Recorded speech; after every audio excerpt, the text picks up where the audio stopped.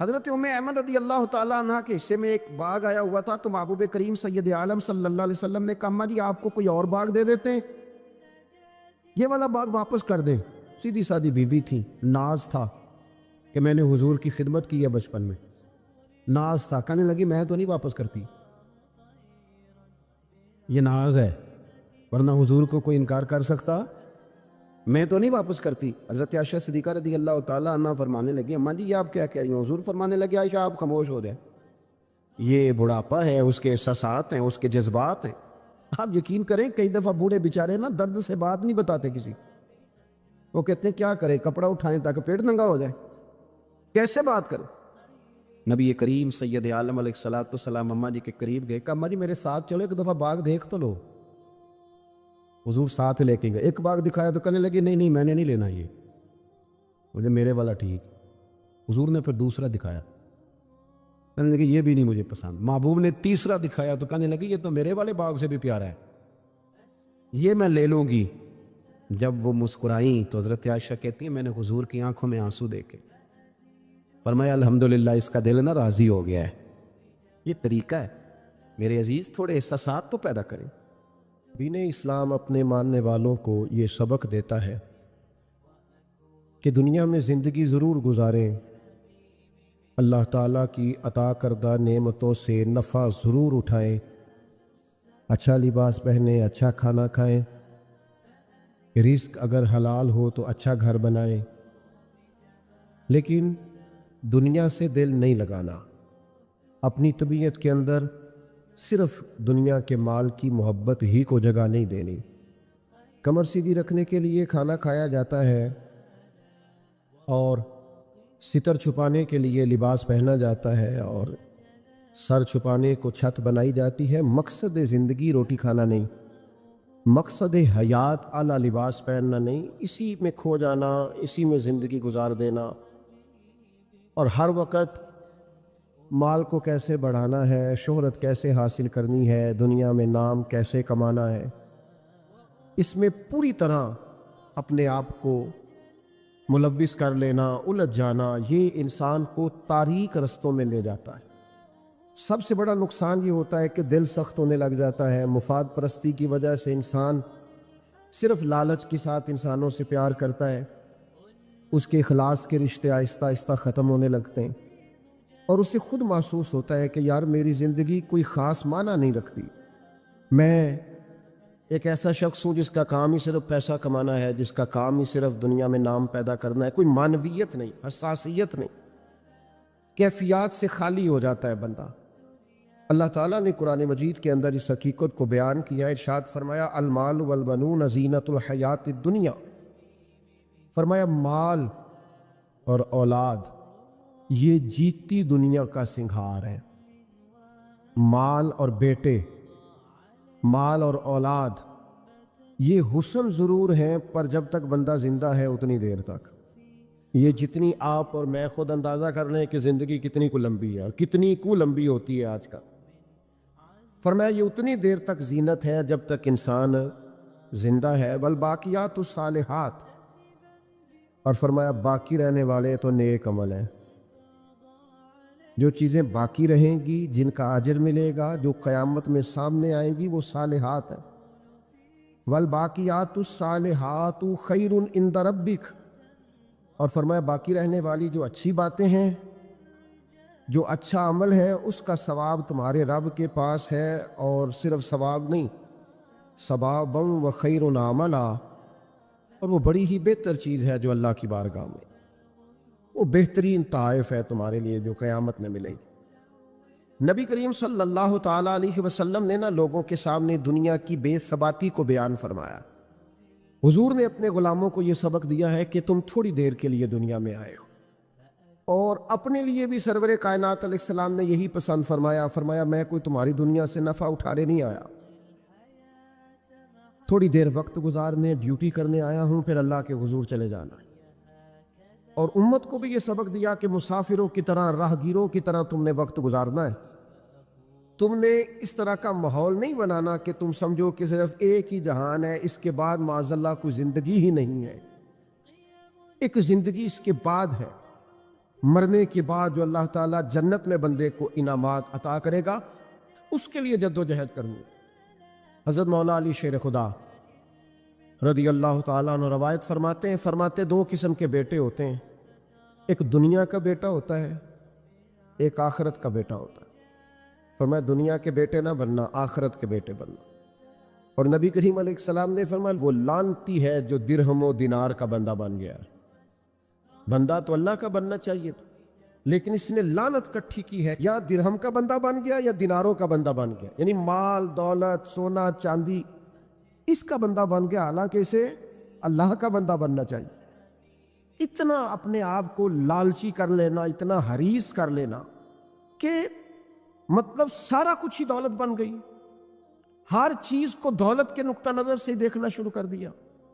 اس قدر زیادہ لوگ الجھ گئے کہ قرآن مجید نے کہا الہاکم التکاثر حتی زرتم المقابر، فرمایا تمہیں غافل کر دیا ہے مال کے لالچ نے، یہاں تک کہ تم نے قبروں کے منہ دیکھ لیے، یعنی مرتے دم تک صرف پیسہ اکٹھا کیا ہے،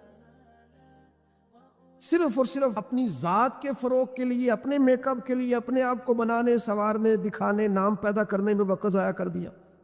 اور یہ بہت بڑا مسئلہ ہے ہمارے دور کا، ہم اپنے ذاتی قد کو اونچا کرتے رہتے ہر وقت، میرا نام ہو جائے، کو پتہ چل جائے کوئی، اور سیانے بندے، معاملہ فہم بندے، مدبر آدمی، ایسا نہیں کہ بیوقوف ہے، سمجھدار ہے، لیکن بیچارے تصویروں کے چکر میں پڑے ہوئے ہیں، فوٹو بازی کر رہے ہیں۔ آپ حیران ہوں گے کہ ہماری قوم ایک طرف یہ ہے کہ لوگ بیچارے بلوں کے لیے پریشان ہیں کہ ان کے پاس ادا کرنے کو پیسے نہیں، اور دوسری طرف ہمارے پاس اتنا پیسہ ہے کہ صرف بڑے سارے بورڈ پر ہم نے بڑی ساری ایک فلیکس لگوائی ہے جس کی کوئی ضرورت نہیں تھی، اس پہ عید مبارک لکھا ہے، اور مسئلہ عید مبارک کا نہیں تھا، وہ جس کی نیچے فوٹو لگی تھی نا، اس نے ذرا دکھانا تھا کہ میں بھی یہاں رہتا ہوں۔ یہ کیا ہے بھلا؟ یہ وہ نفس کی تسکین ہے، یہ وہ قرار ہے کہ جس کے پیچھے تھک گئے لوگ، یعنی کو تھوڑی تعریف کر دے دل ٹھنڈا ہو گیا، سکون آ گیا، وہ ذرا پتہ چل گیا 10 آدمی مجھے جانتے ہیں، کوئی تسلی ہو گئی۔ یہ اتنی بڑی نفس پرستی میں انسان لگ جاتا ہے کہ پرانے جو حکمران ہوتے تھے انہوں نے وظیفے پہ لوگ رکھے ہوتے تھے کہ تم نے ہماری تعریفیں کرنی، تنخواہیں ملتی تھی خوش آمدے کرنے، شعراء کو خریدا جاتا تھا ہمارے مناقب لکھو، نفس کی تسکین۔ لیکن کچھ رب کے بندے ایسے بھی تھے جنہوں نے قرآن جب غور سے پڑھا، جنہوں نے احادیث مبارکہ کو بالغ نظری سے دیکھا، جنہوں نے صحبت رسول قریب سے اٹھائی، تو انہیں طے ہو گیا کہ اصل گھر تو آخرت کا گھر ہے۔ وَالْآخِرَةُ خَيْرٌ وَأَبْقَىٰ، آخرت خیر والی بھی ہے، ہمیشہ باقی رہنے والی۔ جب یہ طے ہوا تو پھر ان لوگوں کی صورتیں لوگوں کے سامنے آئیں، تو ان کی زندگیاں بھی لوگوں نے دیکھی، تو اش کر اٹھے۔ ان پہلی صف کے زاہدوں کو دیکھو گے نا، تو جب سب سے پہلے نام گنو گے تو ان میں ایک نام حضرت عمر فاروق کا بھی ملے گا۔ معاذ اللہ ثم معاذ اللہ، نقل کفر نہ باشد۔ کچھ لوگ ایسے بھی ہیں رفس زدہ، اور ایسے لوگ جنہوں نے معاذ اللہ ثم معاذ اللہ صحابہ کے بارے میں جن کی رائے ٹھیک نہیں۔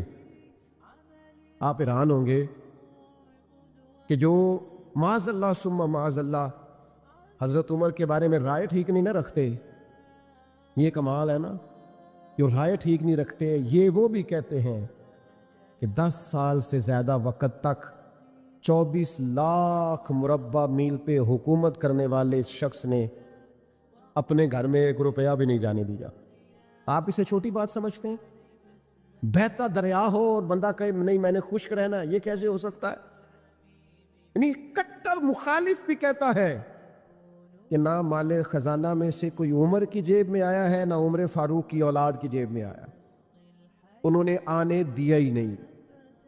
وہ جو زہد تھا نا، ذہن بن گیا تھا کہ دنیا نہیں اکٹھی کرنی، آخرت بچانی ہے۔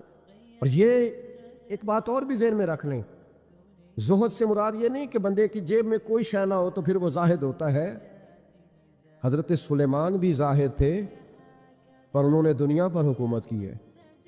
زاہد تھے جناب یوسف علیہ السلام بھی، پر حکمران بھی تھے۔ کوئی نہیں ملے گا اتنا بڑا زاہد جتنے بڑے زاہد اور پرہیزگار حضرت عثمان غنی تھے، پر گھر میں لاکھوں کروڑوں پڑے رہتے تھے۔ پیسہ ہونا اور بات ہے، لیکن دل پیسے سے لگا ہونا یہ اور بات ہے۔ حضرت عمر رضی اللہ تعالیٰ عنہ کی زندگی ساری پڑھ لو اور غور سے پڑھ لو، معاذ اللہ کوئی ناقدانہ انداز میں بھی پڑھ لے، مخالف آئے میدان میں، ایک بات ماننی پڑے گی کہ دائیں بائیں آگے پیچھے دولتیں پھرتی رہیں، پر فاروق اعظم کی نظر کو دولت لبھا نہیں سکی۔ ان کا دھیان سیدھا یا بیت اللہ شریف کی طرف رہا ہے یا گنبد خضرا والے معبود کی طرف رہا ہے، لبھایا نہیں کسی چیز میں، نہ کوئی چیز قریب آ ہی نہیں سکی۔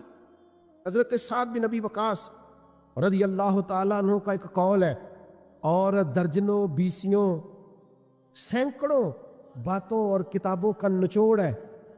حضرت سعد بن ابی وقاص رضی اللہ تعالیٰ عنہ بیان کرتے ہیں، مصنف ابن ابی شیبہ میں موجود ہے۔ حضرت سعد بن ابی وقاص کہتے ہیں، مجھے اللہ کی قسم عمر کوئی ہم سے مقدم آدمی نہیں تھے، لیکن درجہ بہت زیادہ لے گئے۔ وہ پہلے نہیں آئے، ان سے پہلے بھی لوگ آئے، کوئی زیادہ آگے بڑھ کے زیادہ کام نہیں کیا۔ یہ صحیح سند سے مصنف ابن ابی شیبہ میں موجود ہے۔ حضرت سعد بن ابی وقاص کہتے ہیں، اللہ کی قسم ایک بات تھی، اس کی وجہ سے عمر صاحب سے آگے نکل گئے۔ حضور وہ کیا؟ فرمانے لگے، عمر نے دنیا داری سے دل نہیں لگایا، مال سے، لالچ سے، ہرس سے، ہوس سے دور رہے عمر، ان کی دنیا سے بے رغبتی ان کو آگے لے گئی۔ اور یارو دانش مندان دا کم نہیں، دل دنیا تے لانا، اس ووٹی تے لاکھ خامد کیتے۔ درویش سے پوچھا، حضور کہنے لگے، حضور یہ زمین میری ہے، تو ہنس پڑے، کہنے لگے تیرے سے پہلے کس کی تھی اور تیرے بعد کس کی ہوگی؟ دانش مندان دا کم نہیں، دل دنیا تے لانا، اس ووٹی تے لاکھ خامد کیتے، جو کیتا سو کھانا۔ تو کھا جاتی ہے، روز نیا خامد کرتی ہے یہ دنیا، ہر روز نیا حکمران بناتی ہے۔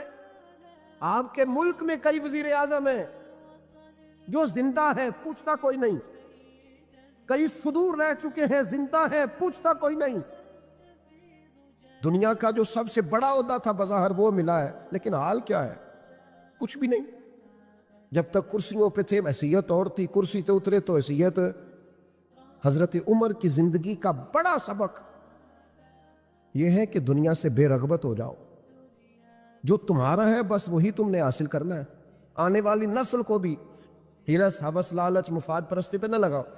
آپ نے ناراض نہیں ہونا، چند دن پہلے مجھے ایک یونیورسٹی میں بلایا گیا لیکچر کے لیے، تو کہنے لگے جی مین آپ نے بات چھیڑنی ہے، بالکل مین، آخر کیا وجہ ہے کہ پڑھے لکھے سمجھدار اتنی بڑی ڈگریاں اور پھر لوگ غلط طرف نکل جاتے ہیں؟ تو میں نے کہا مجھے زیادہ تو نہیں پتا، لیکن ہم جب پڑھتے تھے نا تو جس بچے سے پوچھتے تھے نا، زیادہ بچے یہی کہتے تھے، بڑے ہو کے کیا بنو گے؟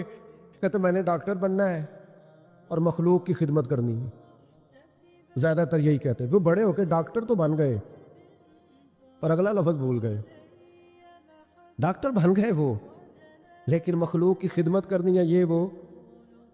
پھر انہوں نے چونکیاں رکھی ہیں 2-3، ایک پہ فیس جمع کرا لو، ایک آگے آ جاؤ، یہ اتنے پیسے مشورے کے ہیں، یہ پھر دعائی بھی وہاں سے لینا جہاں سے میں نے کہی ہے، ٹیسٹ بھی اس لیبارٹری سے کرانا جو سب کی بات نہیں کرتا، لیکن جو ہے وہ بہرحال ہے۔ خدا را کہیں تو دنیا داری چھوڑ دو، کسی مقام پر تو اس کو چھوڑ دو۔ نبی پاک علیہ الصلوۃ والسلام پہ اتنی مصیبتیں آئیں کہ پہاڑ پہ آتی تو وہ ریزہ ریزہ ہو جاتے، لیکن کسی مقام پر بھی حضور علیہ الصلوۃ والسلام شکوہ کرتے نظر نہیں آتے۔ ہم غریبی کا رونا روتے ہیں، ہر چوتھا آدمی کہتا ہے بڑا غریب ہوں، لیکن میرے نبی پاک علیہ الصلوۃ والسلام نے چوتھے دن کھجور کھائی، سرکہ کھایا ہے اور موٹے بان کی چارپائی پہ آرام کیا۔ حضرت عمر نے کہا حضور کتنی تکلیف ہے؟ فرمایا عمر کوئی تکلیف نہیں، تھوڑا سا تو وقت ہے، جنت میں جائیں گے، ساری نعمتیں اللہ نے ہمارے لیے تیار کی ہوئی ہے، راضی بالرضا، راضی بالرضا، کوئی کسی قسم کا مسئلہ۔ ہمیں آزمائشیں آتی ہیں، تکلیفیں آتی ہیں، بیماریاں آتی، لوگ چھوٹی چھوٹی بات پر پریشان ہو جاتے ہیں۔ ذرا ذرا سی بات پر شکوہ کرتے. میرے رسول پاک علیہ السلام نے فرمایا جب میرا رب کسی کو بیمار کرتا ہے تو 2 فرشتوں کو بھیجتا ہے, جاؤ میرے بندے کی تیمارداری کر کے آؤ. اللہ اکبر, خود رب بھیجتا ہے, جاؤ میرے بندے کی.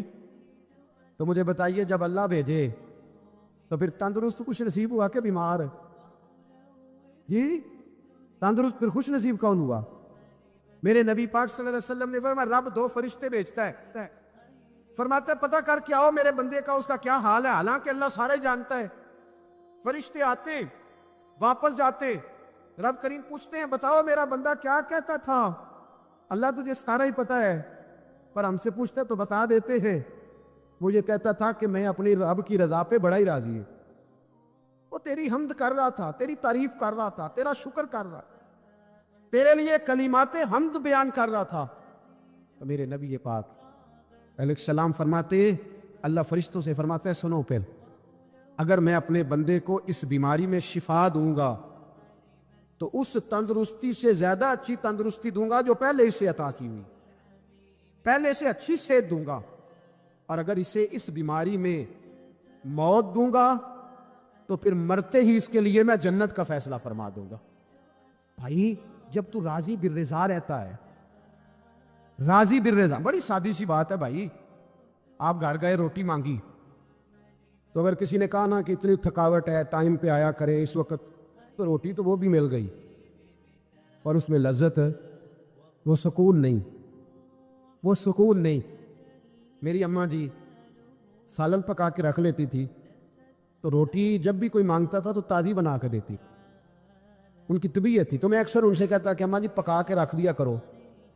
کہتے تمہیں خوشی نہیں ہوتی جب تمہاری اماں تازی پکا کے دیتی ہے؟ خوشی ہوتی ہے, طبیعت میں خوشی ہوتی ہے. ان کا مزاج تھا, ذوق تھا, تو ہم سمجھتے تھے یار یہ بڑی سعادت کی بات. تو آپ گھر گئے رات کو تو گھر والوں سے کہا روٹی, تو فوراً اٹھے, فوراً. اور انہوں نے کھانا تازہ بنایا اور ساتھ یہ بھی کہا باہر سے نہ کھایا کرے, بندہ بیمار ہو جاتا ہے. کتنی ٹھنڈک پہنچتی ہے آدمی کے دل کو, سکون ملتا.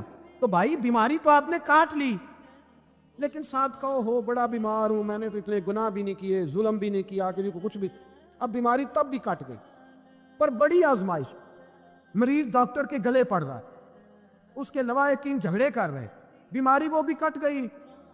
اور ایک بیمار وہ ہے جو 4 پائی پلیٹا ہے اور کہتا ہے جس طرح میرا اللہ راضی اسی طرح میں بھی راضی.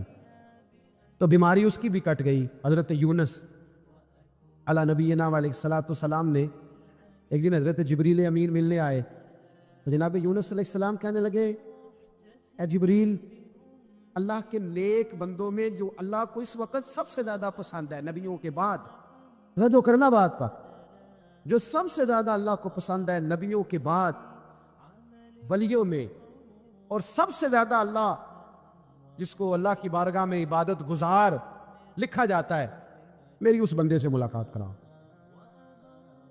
تو حضرت جبریل نے جناب یونس علیہ السلام کو ساتھ لیا تو ایک شخص کے پاس پہنچے جو آنکھوں سے اندھا تھا, دونوں ہاتھ اس کے سلامت نہیں تھے اور پورے جسم میں پیپ جاری تھی, ریشہ تھا. جب جا کے السلام علیکم کہا نا حضرت یونس نے, اس نے وعلیکم السلام کے بعد پہلا لفظ پتہ کیا کہا؟ اس نے کہا یا اللہ تیرا شکر ہے, یا اللہ تیرا, آپ بھی ادا کریں اللہ کا شکر, یا اللہ تیرا شکر ہے. حضرت یونس علیہ السلام کہنے لگے تو شروع سے اس طرح کا ہے, نابینا بھی اور ہاتھوں سے معذور بھی اور سارا جسم شروع سے. تو بڑے ہی خوبصورت لفظ اس بیمار نے کہے, کہنے لگے نہیں حضور میں بالکل ٹھیک ٹھاک تھا, جب تک میرے رب نے چاہا کہ یہ دنیا کو دیکھے تو تب تک اس نے مجھے آنکھیں دیں, اور جب اس نے چاہا کہ اب اس کا دیکھنا بہتر نہیں تو اس نے واپس لے لی. تو یا اللہ تیرا شکر ہے, اللہ تیرا شکر ہے. پھر کہا جب تک اس نے چاہا کہ میرے ہاتھ رہے تب تک رہے, جب اس نے چاہا کہ میرے لیے بہتر نہیں تو اس نے لے لیے, تو یا اللہ تیرا شکر ہے. جب تک اس نے چاہا کہ میرا جسم صحیح و سلامت رہے تو رہا, اور جب اس نے چاہا کہ میرے لیے بہتر نہیں تو مجھے بیمار کر دیا, تو یا اللہ تیرا شکر ہے. تو حضرت یونس علیہ السلام کہنے لگے جبریل واقعہ یہ اللہ کا سب سے زیادہ شکر گزار بندہ ہے, سب سے زیادہ عبادت گزار بندہ ہے, سب سے زیادہ. میرے نبی پاک علیہ السلام نے فرمایا میرا مومن ہر حال میں نفع میں ہے, نعمت ملے تو شکر کر کے نفع, مصیبت آئے تو صبر کر کے نفع. अपनी ज़िंदगी में तहम्मुल, बुर्दबारी, इल्म पैदा करें, हौसला पैदा करें। हर आने जाने वाले शख्स के मिजाज के मुताबिक उसे ना मिले, अपना मिजाज सही रखें, अपनी तबीयत के मुताबिक अपने माहौल को बरकरार रखें। इल्म के साथ गुजारा करोगे तो रिश्तेदारों से भी बनी रहेगी, दोस्तों से भी बनी रहेगी, हर एक से ताल्लुक़ रहेगा। और अगर आपके अंदर ये हौसला नहीं तो फिर सारे मामला परेशानी का शिकार हो जाएंगे। ये तो आज का मजमून था। हमें ना लोग मशवरा देते हैं, कहते हैं पीर साहब दरवेशों को सियासत की बात नहीं करनी चाहिए। देते हैं ना मशवरा लोग, जी थोड़ा थोड़ा बोल लें, थोड़ा थोड़ा देते हैं ना। अगरचे हम उनकी बात नहीं मानते, इसलिए कि इकबाल ने कहा था जुदा हो दी सियासत से तो रह जाती है चंगेजी, जुदा हो दी सियासत से तो। और पहला फिक्रा यह है कि जलाले बादशाही हो या जमहूरी तमाशा हो, जुदा हो दीन सियासत से तो रह जाती है। उसने कहा जब सियासत और दीन अलहदा होते हैं तो चंगेज़ खां और हलाकू खां पैदा होते हैं। सियासत जब तक मस्जिद के अंदर रहती है तब तक पाक साफ रहती है, वो गंदी होती तब है जब मस्जिद से निकल जाती है। हज़रत अली के ज़माने तक मस्जिद में रही, पाक साफ रही। यजीद बाहर ले गया तो गंदी हो गई।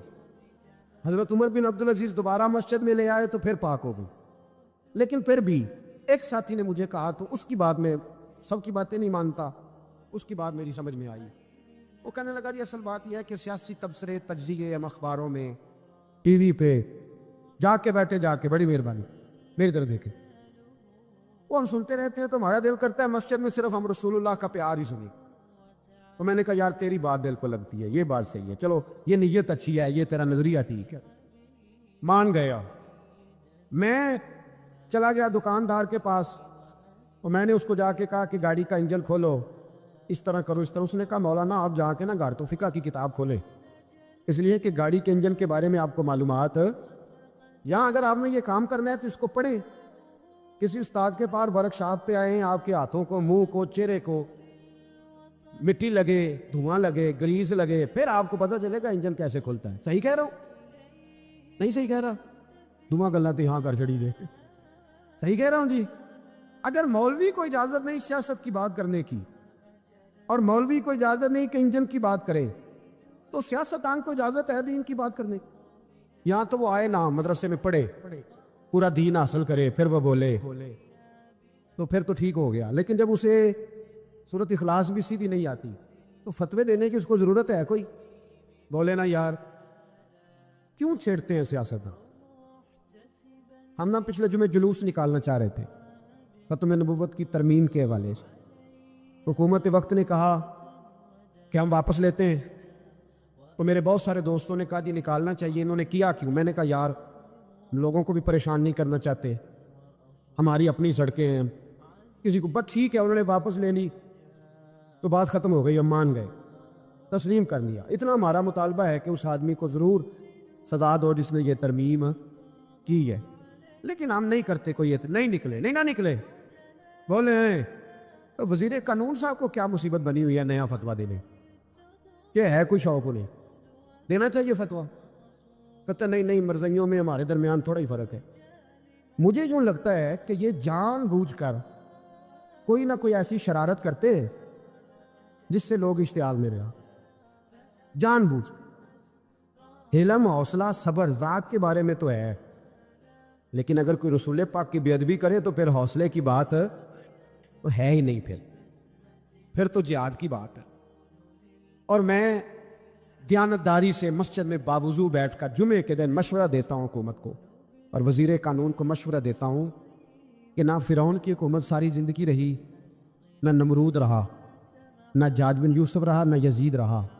और यार दरबारी बन के हुक्मरानों की चापलूसी करते करते तुम यहाँ तक आ गए हो कि अब नबी पाक की इज़्ज़त को हाथ डालना शुरू कर दिया है। और आप यकीन करें सियासी जमातों का इतना बुरा हाल है कि इनके लीडर के बारे में कोई बात करे तो पागल हो जाते हैं ये एहतजाज कर करके। और उसने डायरेक्ट कह दिया कि ख़त्म नबूवत का मसला ही कोई नहीं, जो दीन की बुनियाद है, किसी को परवाह नहीं। मुझे तो उन लोगों की फिक्र हो रही है जिन लोगों ने इन्हें वोट दिए हैं, वो अल्लाह को क्या जवाब दें। और ये अल्लाह माशाल्लाह सारी सियासी जमातें इस तरह की। और मेरा वज़ीर कानून साहब को भी मशवरा है कि ज़िंदगी बड़ी थोड़ी है, बड़ी थोड़ी। अल्लाह सबको माफ़ करता है, अपने रसूल के गद्दारों को माफ़ नहीं करता। और यहाँ तुम्हारी गाड़ियों पे झंडे लगे हुए हैं, वहाँ भी तुम्हारे झंडे लगेंगे, पर इसलिए लगेंगे कि ये गद्दार है नामों से रिसालत के। ये झंडे लगेंगे। शर्म करो और डर जाओ, बस कर दो। तुम्हारे मुंह में अब दांत पूरे नहीं रहे। कोई शुगर का मरीज है तो कोई ब्लड प्रेशर का, तो कोई हार्ट का, तो कोई कैंसर का। शर्म करो और अपनी कब्र की भी थोड़ी सी फिक्र करो। बताओ पाकिस्तान के कितने सदर गुजरे, वजीर आजम गुजरे, तो उनकी कब्रें कहाँ हैं? कोई जाता है उनकी कब्रों पे? किसी को खबर है? क्यों अपने लिए जहन्नम इकट्ठी करते? सारा कुछ दुनियादारी रह गई है, सारा कुछ सिर्फ यही रह गया। हजरत अबू बकर सरदार थे, हजरत उमर सरदार थे कबीले, हजरत उस्मान सरदार थे। उन्होंने सरदारियों को ठोकर मार के रसूलुल्लाह के कदमों में बैठना पसंद की। सरदारियां छोड़ के गुलाम बन गए। तुम सरदारियां बचाने के लिए रसूलुल्लाह की गद्दारी करते हो, शर्म नहीं आती? दाता साहब ने लिखा है कश्फुल माजूब में कि अल्लाह ताला की बारगाह में हज़रत मूसा अलैहिस्सलाम ने अर्ज़ किया था, मालिक तेरे बंदे अगर तुझे ढूंढना चाहे तू कहाँ मिलेगा? तो अल्लाह करीम ने फरमाया, जिन लोगों के दिल लोग तोड़ नहीं देते, मैं उन टूटे दिलों में मिला करता हूँ। तेरा आईना है वो आईना कि शिकस्ता हो तो अजीज तर है निगाह आईना साज में। जब लोग ताने देते हैं, जब लोग तकलीफ देते हैं, जब आप बिल्कुल ठीक चल रहे होते हैं, जब आप मेहनत कर रहे होते हैं, जब आप मुखलिस होते, जब आप जद्दोजहद कर करके थक जाते हैं, और लोग जब पूरी तौर पर तानाज़नी करते, बातें सुनने को जब मिलती है, मैं ध्यानदारी से कहता हूं, जब लोग पूरी तरह दिल तोड़ दे, फिर कोई सजदे का मजा है, फिर कोई दुआ की लज्जत है, फिर कोई चस्का है उसकी बारगाह में हाजिरी का, फिर कोई तड़प पैदा होती है उस कैफियत में। वो जब लोग आपको पूरी तरह तकलीफ दे और सारे असबाब ज़ाहिरी ख़त्म हो जाए, वो जो लज्जत है ना अल्लाह की बारगाह में जुड़ने की, वो तारीफ वालों को कई दफ़ा नसीब। टूटे दिलों में तो रब मिलता है ना, बचा बचा के तो रख इसे, तेरा आईना है वो, ये शिकस्ता हो तो अजीज तर है निगाह आईना साज में। मेरे अजीज तय करें कि अपने ज़मीर के मुताबिक फैसले होंगे, अल्लाह रसूल की रज़ा पाने का काम होगा, और इस तारीफ से निकल आएंगे हम कि लोग हमारे बारे में क्या कहते हैं। मैं अर्ज़ कर चुका हूँ कि दाता अली अजमेरी रहमतुल्लाह अलैह फरमाते हैं कि नबी पाक अलैहिस्सलाम को सादिक कहते हैं, अमीन कहते हैं, सिला रहमी करने वाला कहते हैं, और जब कहा ला इलाहा इल्लल्लाह पढ़ो तो फिर जादूगर, फिर माज़अल्लाह शायर, फिर कुछ। अच्छा, वो ये सारा कुछ कहते रहे तो क्या हुजूर शाम को बैठ के हज़रत सिद्दीक़ अकबर के पास या घर में सैयदा खतीजा के पास ये तबसरे करते थे माज़अल्लाह कि देखो जी लोग बात ही नहीं सुनते, देखो तवज्जो ही नहीं करते, देखो मुझे जादू? हुजूर ये तबसरे करते थे?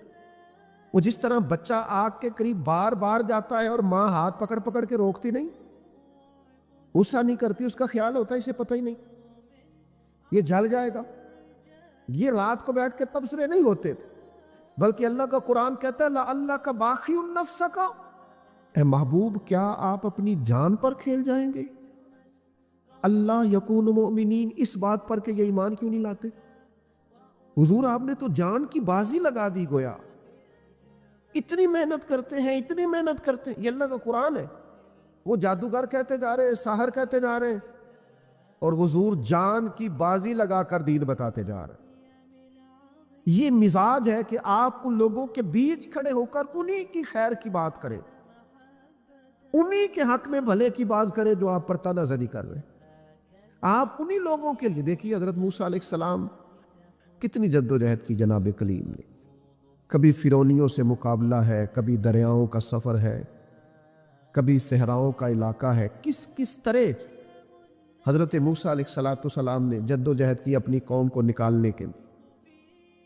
आप कुरान मजीद खोलें, जगह जगह हज़रत कलीम अलैहिस्सलाम का जिक्र मिलेगा। कभी वो पानी का मुतालबा लेके आ गए, कभी कुछ लेके आ गए। दिन रात हज़रत मूसा अलैहिस्सलाम उन्हें फ़िरौन से, फ़िरौनियों से निजात दिलाना चाहते हैं, लेकिन वो कितनी ज़हनी अज़ियत देते हैं। आप तारीख़ पढ़ के देखें, कभी वो उनसे कहा गाय ज़िबा करो तो पूछते हैं रंग कैसा हो, बछड़ी हो के जवान हो। کبھی حضرت موسیٰ علیہ السلام کے بارے میں معاذ اللہ ثم معاذ اللہ، یہاں تک انہوں نے کہہ دیا کہ آپ نے تو اپنے بھائی حضرت ہارون کو قتل کر دیا ہے۔ یہاں تک کہ ایک عورت کو کہا جا کے جناب حضرت موسیٰ پہ الزام لگا دو۔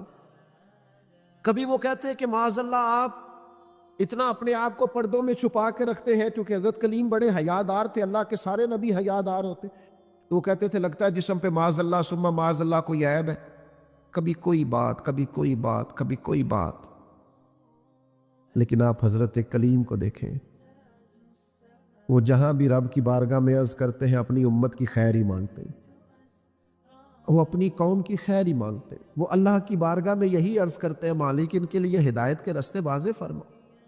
یہاں تک ان کی قوم نے کہہ دیا معاذ اللہ، یہ اللہ کا قرآن فرماتا ہے، آپ سورہ آراف پڑھ کے دیکھیے، وہ کہنے لگے اے موسیٰ ہمیں تو آپ سے پہلے بھی آپ کی وجہ سے تکلیف پہنچی، معاذ اللہ آپ کے بعد بھی آپ کی وجہ سے تکلیف پہنچی، وہ آپ کی ولادت کی خبر معروف ہوئی تو فرعون نے ہمارے بچے قتل کرانے شروع کر دیے، تو آپ کے تو آنے سے پہلے ہمیں تکلیفیں پہنچ رہی۔ لیکن حضرت موسیٰ پھر بھی کہتے ہیں اور صبر کرو تمہارا دشمن ہلاک ہو جائے گا، اللہ تعالیٰ تمہیں کامیابی دے گا۔ اور پھر اللہ تعالیٰ نے اس کا اعلان بھی فرمایا، فرمایا یاد کرو نا بنی اسرائیل والو، وہ وقت یاد کرو نا، وَإِذْ نَجَّيْنَاكُمْ مِنْ آلِ فِرْعَوْنَ، پھر ہم نے تمہیں نجات دی فرعون والوں سے، پھر ہم نے تمہیں نجات دی ان لوگوں سے، فرعونیوں سے تمہیں بچا لیا۔ کس کی برکت سے؟ حضرت موسیٰ علیہ السلام کے برکت، اللہ نے ان کے ذریعے تبلیغ فرما کے بچا لیا۔ قومیں اس قدر تکلیف دیتی۔ حضرت سیدنا شعیب علیہ السلام کا ذکر ہمیں ملتا ہے سورہ ہود کے اندر۔ حضرت شعیب اپنی قوم کو منع کر رہے، کیا کہہ رہے؟ ناپ تول پورا کرو، نا انصافی نہ کرو، لوگوں کا حق نہ مارو، یہ خیر کی دعوت۔ قوم جواب میں کیا کہتی ہے؟ سورہ ہود پڑھیے، وہ کہتے ہیں ہمیں نہیں سمجھ میں آتی آپ کی باتیں، اگر ہمیں آپ کے قبیلے کا ڈر نہ ہوتا تو معاذ اللہ ہم تو آپ کو پتھر مار مار کے شہید کر دیتے۔ آپ انہیں تبلیغ دین کر رہے ہیں، آپ انہیں اخلاقیات سکھا رہے ہیں، آپ ان کے کردار و عمل میں خوبصورتی پیدا کرنا چاہ رہے ہیں۔ وہ کہتے ہیں اگر آپ کے قبیلے کا خوف نہ ہوتا تو ہم تو آپ کو شہید کر دیتے۔ تو جواب میں حضرت شعیب نے کیا کہا؟ جاؤ پھر موج کرو۔ انہوں نے کہا ایسی قوم کو تبلیغ کروں جو پتھر مارنے کی بات کرتی ہے؟ کیا میں اب ایسے لوگوں کو دعوت خیر دوں جو مجھے شہید کرنے کی بات کرتے؟ کیا خوبصورت جملہ ہے قرآن مجید نے بیان کیا۔ حضرت سیدنا شعیب فرمانے لگے وَيَا قَوْمِ اعْمَلُوا عَلَىٰ مَكَانَتِكُمْ إِنِّي عَامِلٌ، فرمانے لگے قوم والو تم اپنی جگہ کام کرتے رہو جو تم نے کرنا ہے، اور میں اپنی جگہ دین کی تبلیغ کرتا رہوں۔ کرو تم اپنا کام اور میں اپنا۔ شکوہ ظلمت شب سے تو کہیں بہتر تھا ہم اپنے حصے کی کوئی شمع جلاتے جاتے۔ دوستو لوگ تو تانا زنی کریں گے۔ ایک خاص بات کرنی ہے آپ سے، ایک دانشور نے مجھے تو بڑا تڑپایا ہے، ہو سکتا ہے آپ بھی تڑپ جائیں۔ دیکھا ہے جو کچھ میں نے اوروں کو بھی دکھلا دے۔ ایک دانشور کی بات پڑھی میں تو ٹوٹ گیا۔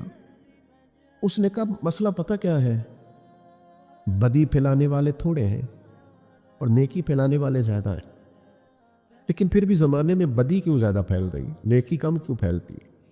تعداد نیکی پھیلانے والوں کی زیادہ ہے، بدی پھیلانے والوں کی کم ہے، لیکن سوسائٹی میں چلن بدی کا کیوں عام ہے؟